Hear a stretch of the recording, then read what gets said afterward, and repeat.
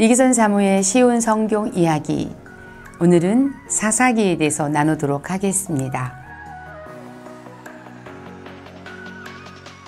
사사기는 21장으로 구성된 책입니다. 사사란 무슨 뜻이냐면요, 재판관이라는 뜻입니다. 여호수아가 죽고 난 후에 그 역사는 어떤 왕이 세워진 역사가 아니고요, 사사들을 통해서 나라를 다스리는 그러한 역사입니다. 여호수아가 전편이라면 사사기는 후속편에 속한다고 볼 수가 있겠습니다.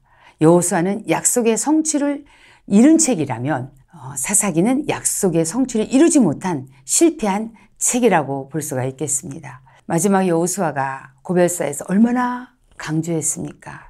너희들이 이 땅에 신들을 절대로 섬겨서는 안 된다라고, 그리고 율법을 기억하고 잊어버리지 말라 라고 강조했지만, 그들의 지도자가 떠난 뒤에 그들은 그 땅에 있는 바알신과 아세라 목상들을 열심히 열렬하게 섬기기 시작했던 것입니다. 사사기는 두 파트로 나눠질 수 있는데 1장부터 16장까지, 그리고 17장부터 21장까지로 나눠질 수 있습니다. 1장부터 16장까지는 사사들이 일어나서 이스라엘 사람들을 구원해내는 계속 그 반복된 이야기들을 기록하고 있고요. 17장부터 21장까지는 사사들의 이야기가 아닌 부록으로 그 당시에 일어났던 사건들을 중심으로 일어났던 자기의 소견에 옳은 대로 행했던 일들을 기록하고 있습니다. 사사기에 있어서 핵심 구절이 있다면 사사기 2장 16절로 19절의 말씀이에요. 이 부분은 너무나 중요하기 때문에 제가 읽어드리도록 하겠습니다.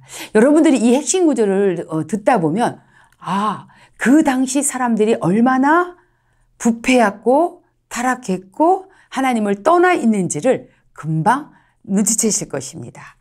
여호와께서 사사들을 세우사 노약자들의 손에서 그들을 구원하게 하셨으나 그들이 그 사사들에게도 순종하지 아니하고 오히려 다른 신들을 따라가 음행하며 그들에게 절하고 여호와의 명령을 순종하던 그들의 조상들이 행하던 길에서 속히 치우쳐 떠나서 그와 같이 행하지 아니하였더라. 여호와께서 그들을 위하여 사사들을 세우실 때에는 그 사사와 함께 하셨고 그 사사가 사는 날 동안에는 여호와께서 그들을 대적의 손에서 구원하셨으니 이는 그들이 대적에게 압박과 괴롭게 함을 받아 슬피 부르짖음으로 여호와께서 뜻을 돌이키셨음이거늘 그 사사가 죽은 후에는 그들이 돌이켜 그들의 조상들보다 더욱 타락하여 다른 신들을 따라 섬기며 그들에게 절하고 그들의 행위와 패역한 길을 그치지 아니하였으며. 어떻게 살았는지 이 말씀 속에서 확 드러나죠. 결국 사사기는요, 5가지의 주제가 계속 반복이 됩니다. 이스라엘 사람들이 첫 번째 범죄합니다. 그럼 하나님 징계하세요. 이웃 나라들이 쳐들어와서 고통을 느껴요. 그러면 어떻게 합니까? 회개하기 시작하는 거예요. 그럼 하나님 어떻게 회개한 백성을 돌아보셔서 다시 구원해 주세요. 그러면 잘해야 될 거 아니에요. 그걸 또 잊어버립니다. 그리고 또 다시 범죄하기 시작하는 거예요. 이 5가지 사이클이 계속 돌아가는 거예요. 범죄하며 징계하시고 회개하고 구원하시고 망각하고, 이 5가지 사이클이 계속 돌아가는 거예요. 이들에게서 삶의 기준이 무엇이었냐면 이들은 율법이 아니었던 거예요. 이들은 자기 소견에 옳은 대로 살았던 것이에요.